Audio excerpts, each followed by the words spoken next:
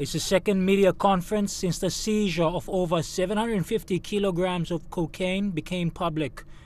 Police Commissioner David Manning outlining the operation that led to PNG's biggest drug bust, a massive haul of 28 bales of cocaine with a street value of 80 million Australian dollars or 200 million kina. Where the said person, David John Cutmore, was detained at the Immigration Detention Centre at Bumana and further interviewed. Police reconstructed the scene with his assistance and raised a number of search warrants. On 30th of July, we executed some of these search warrants at Sunset Lodge in Papalele and arrested 2 suspects, being 2 PNG male nationals. Soon after, we executed another search warrant on the Sanctuary Hotel, which we were unable to uncover any further evidence. On Friday, the 31st of July, further inquiries were made, which led to the arrest of another suspect, Manu Otoport, here in the nation's capital, which led us to a local lodge in the city, in which we were able to retrieve a large amount of Australian cash, TV screens, which were evidence of items that were brought in on the plane. And this also led to the apprehension of another suspect. The first suspect, the Manu Otoport, had on his possession 20,000 Australian dollars. The second suspect at the lodge also had with him the amount of Australian $20,000 as well. Also, electrical items were brought in from the plane. Beg your pardon, also confiscated were electrical items brought in from the plane. The suspects confessed to the location of the drugs, which led Mr. Yambasombi and his team to the bushlands around south of Papalele, where the drugs were located and were retrieved the same day.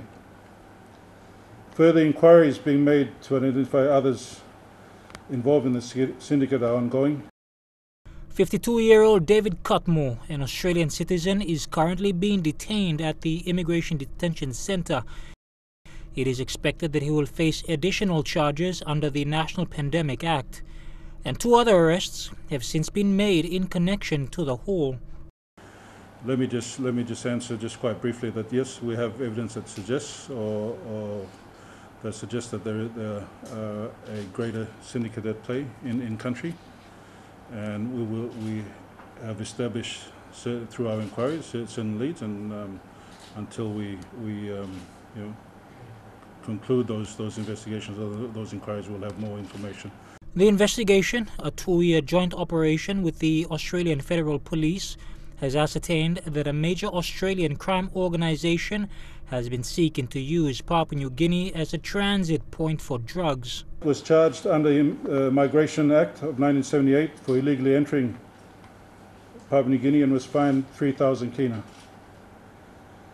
The constabulary is cooperating with the Australian authorities in relation to his involvement with others in the conspiracy to import the drugs into Australia, an offence which carries a 25-year maximum sentence.